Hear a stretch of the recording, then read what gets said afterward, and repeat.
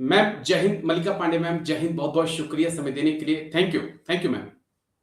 नमस्कार Rajesh ji, thank you, धन्यवाद आपका बहुत-बहुत आपने मुझे ये यूट्यूब अपने चैनल में इनवाइट किया। शुक्रिया मैम, शुक्रिया। दरअसल ईरान और अमेरिका के बीच बहुत ज़्यादा टेंशन लगी हुई है। 2 वॉरशिप जो हैं डोनाल्ड ट्रंप ने भेज दिए हैं और 2 बार की वार्ता कह सकते हैं कि बहुत ज़्यादा कामयाब नहीं हुई है। एक दौर की वार्ता फिर से मस्कट में होने वाली है, उस पे नज़रें टिकी हुई हैं। लेकिन जिस तरह से डोनाल्ड ट्रंप के तेवर हैं या खामेनेई या पेजेश्कियान के तेवर हैं, क्या लगता है आपको कि वाक़ई में एक जंग की तरफ ईरान और अमेरिका जाते हुए दिखाई पड़ रहे हैं या बातचीत की गुंजाइश है, ईरान अपने कदमों को पीछे खींच सकता है, खासकर परमाणु डील को लेकर या फिर हिजबुल्लाह हुती हमास को लेकर? देखिए राजेश जी, 2003 के बाद जो डिप्लॉयमेंट अमेरिका ने किया है इस बार अगर हम देखें तो 2003 के बाद जो नेवल डिप्लॉयमेंट अमेरिका ने किया है वो सबसे बड़ा है आज तक, अभी तक का। तो हम देखते हैं 2003 में जब ये इराक वॉर हुई थी तब सबसे ज़्यादा डिप्लॉयमेंट था और अभी सबसे ज़्यादा डिप्लॉयमेंट है। इसमें से सबसे जो महत्वपूर्ण चीज़ है उसमें हम देख रहे हैं कि जो यूएसएस जेराल्ड है, वो जी, अपने स्टेट ऑफ हॉर्मूज़ के पास आने की कोशिश कर रहा है। अभी सैटेलाइट इमेज से पता चला है कि वो यूरोप के आस-पास पहुँचा है। काफ़ी स्पाई जेट्स अमेरिका के ईरान के चक्कर लगा रहे हैं। काफ़ी फाइटर जेट्स वहाँ डिप्लॉयड हैं। एयर बेसेस काफ़ी ज़्यादा एक्टिव हो चुके हैं। तो आप देखिए कि काफ़ी ज़्यादा यूएस ने इस बार डिप्लॉय कर दिए हैं और जहाँ तक वॉर का सवाल है तो कमिंग डेज़ में यूएस ने बोला है कि 26 फ़रवरी को यूएस और ईरान के फिर से टॉक शुरू हैं जिनीवा में, ओमान में कंसेक्युटिवली जिसमें यूएस के हम देखते जी, हैं तो स्टीव विटकॉफ और डोनाल्ड ट्रम्प के जो दामाद है जैरेड कुशनर, दोनों उस एनवॉय के डेलीगेशन के पार्ट हैं, जो ईरान से बातचीत कर रहे हैं। ईरान के फॉरेन मिनिस्टर यहाँ पर स्पोक्स पर्सन उनके डेलीगेशन से आ रहे हैं।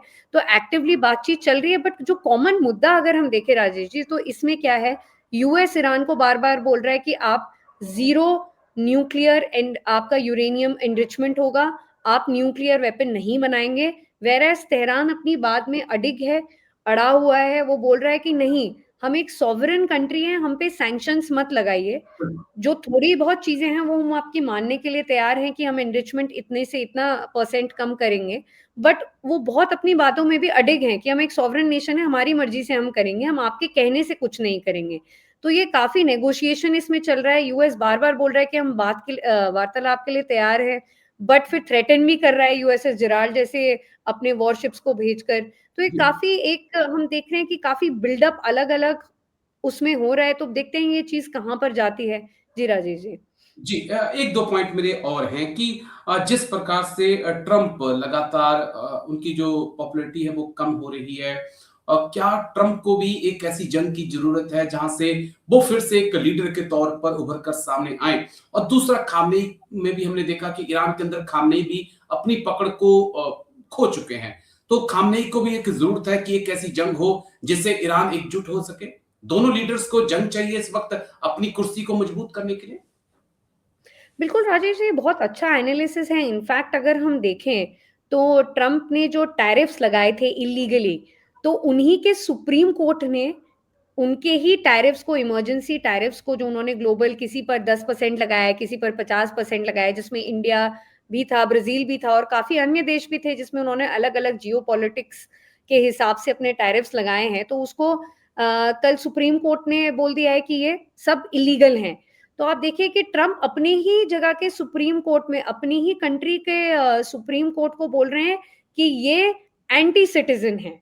जी। अपने कंट्री के सबसे हाईएस्ट जुडिशियल अथॉरिटी को ट्रम्प बोल रहे हैं कि ये सिटिज़न्स के खिलाफ काम कर रहे हैं, ये गलत कर रहे हैं। तो ये सब चीज़ें ब्लेम गेम ट्रम्प खेल रहे हैं और ट्रम्प की पॉपुलैरिटी क्योंकि आप देखिए हज़ारों कंपनियों ने पिछले साल ट्रम्प के ये टैरिफ पर काफ़ी सारे अमेरिकन कंपनीज़ ने हज़ारों की तादाद पे केसेस किए थे और अब वो जी, केस जीत भी गए हैं।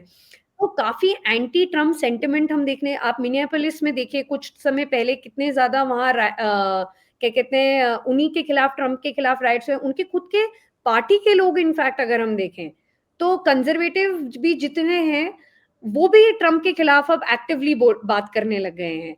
तो उनकी ओके, पार्टी में भी, पेंटागन में भी हाईएस्ट ऑफिशियल्स आप देखिए तो काफ़ी ज़्यादा एंटी ट्रम्प सेंटिमेंट आ चुका है इसमें। मिड टर्म इलेक्शंस के अगर हम देखें तो उनके जितने भी मतलब वोटिंग आप पैटर्न देखें तो ट्रम्प को बहुत ज़्यादा लोग अब चाहते नहीं हैं, तो काफ़ी उनकी लो रैंकिंग अभी चल रही है, पॉपुलैरिटी में वो काफ़ी लो चले गए। तो उनको अ, अमेरिका का फिर से कि मैं इंटरनली जो उन्होंने सोचना चाहिए, मैनेजमेंट अपना इंटरनली करना चाहिए। अभी वो दिखाना चाह रहे हैं ताकि अपनी पॉपुलैरिटी बनाए रखें कि मैं बाहर को कंट्रोल करूँ। देखो मैं अमेरिका को ठीक, ग्रेट कर रहा हूँ। अमेरिका कितना ग्रेट है कि दूसरों को कंट्रोल कर रहा है और वहीं हम देख रहे हैं खामेनी के अगेंस्ट भी अभी फिर से कल-परसों में ही आप देखिए कि ईरान की यूनिवर्सिटी में काफ़ी तादाद पर लोग इकट्ठा हुए हैं रिजीम चेंज के लिए। काफ़ी प्रोटेस्ट हुए हैं और उन पर इन प्रोटेस्टर्स पर खामनी की जो आईआरजीसी है, इस पे अटैक्स भी हुए हैं। फिर से उन्होंने अटैक किया है इन प्रोटेस्टर्स पर।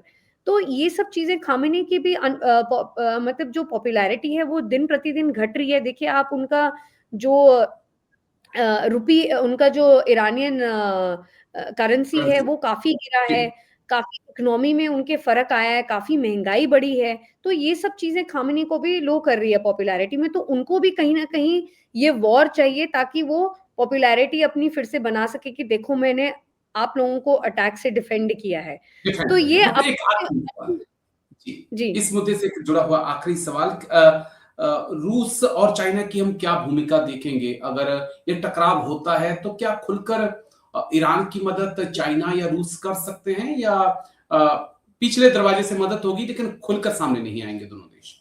क्या देख रहे हैं आप? देखिए राजेश जी कंडेम बिल्कुल किया है, रशिया ने भी, चाइना में भी, इनफैक्ट इंडिया ने भी कंडेम किया है ईरान पर अटैक्स और इसमें जितना भी अगर हम देखें तो रशिया और चाइना कभी भी डायरेक्टली इन्वॉल्व नहीं होते, ना वो वेनेजुला में डायरेक्टली इन्वॉल्व हुए, ना वो यहाँ इन्वॉल्व होंगे, बट बैकडोर एंट्री ज़रूर होगी। देखिए, अगर ओके, ईरान के जो एडवाइज़र हैं, जो उनके सिक्योरिटी जिनको खामनी के जस्ट नीचे माना जाता है, वो ही इनफैक्ट वो प्रेज़िडेंट से भी ज़्यादा पावरफुल हैं। तो उनके काफ़ी ज़्यादा उनके मुलाकात हुई है, जैसे ओमान से उन्होंने मुलाकात की है, रशिया से उन्होंने मुलाकात की है, चाइना में इतने 25 साल का उन्होंने सिक्योरिटी प्लान चाइना के साथ डिस्कस किया है, तो उनके ऑलरेडी ये सब इश्यूज़ चल रहे हैं। तो ये जी। एक्टिवली शायद मुँह के सामने ना आए रशिया और चाइना बट बैकडोर से डेफिनिटली ये ईरान को हेल्प करेंगे। हेल्प करेंगे।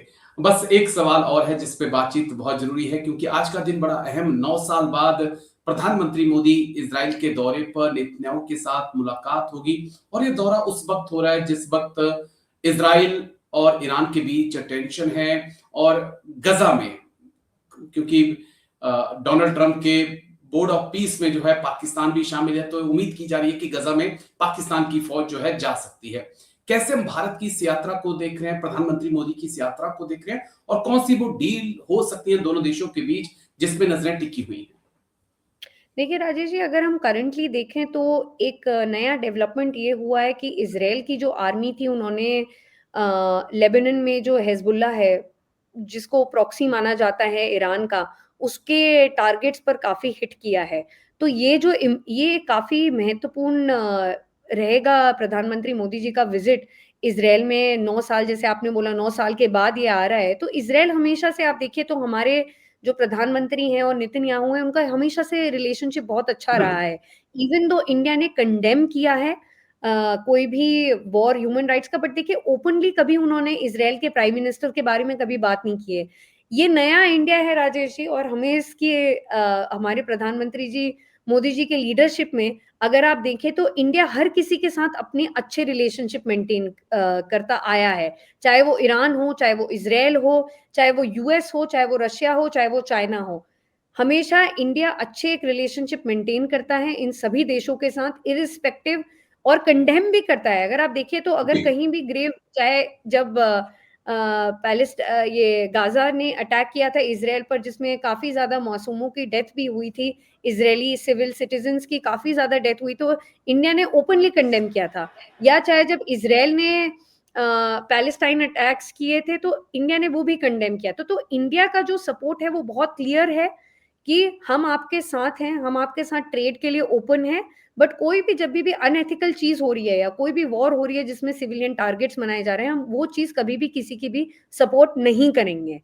तो भारत ने हमेशा ये रिएटरेट किया है और जहाँ तक ये नए विज़िट का है तो इसमें एनर्जी डील्स हो सकती हैं, काफ़ी ओके। ज़्यादा एक्सचेंज हो सकते हैं डिफेंस के उसमें, तो काफ़ी सारी चीज़ें इसमें न्यूज़ के माध्यम से हमें पता चल रही है, प्रेस रिलीज़ेज़ के माध्यम से पता चल रही है कि काफ़ी सारी नए डेवलपमेंट्स इसमें होने वाले हैं डिफरेंट सेक्टर्स में। जी चलिए इंतज़ार रहेगा कि क्या कुछ दोनों देशों के बीच समझौते होते हैं, लेकिन इंटरेस्टिंग है क्योंकि भारत को हमेशा इज़राइल पे भरोसा रहा है और इज़राइल को हमेशा भारत पे भरोसा रहा है। शुक्रिया, बहुत-बहुत शुक्रिया मल्लिका पांडे मैम, आपने समय दिया। थैंक यू इसके लिए। जय Hind. Thank you ma'am, thank you. धन्यवाद, थैंक यू। Thank you.